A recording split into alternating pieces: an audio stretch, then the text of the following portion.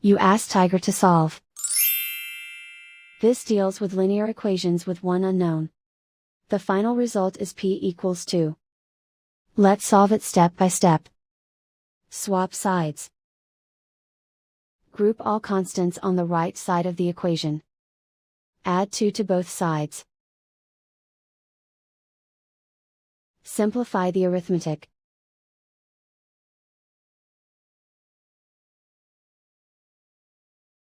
Isolate the p. Divide both sides by 2. Simplify the fraction. Find the greatest common factor of the numerator and denominator. Factor out and cancel the greatest common factor. And so the final result is p equals 2.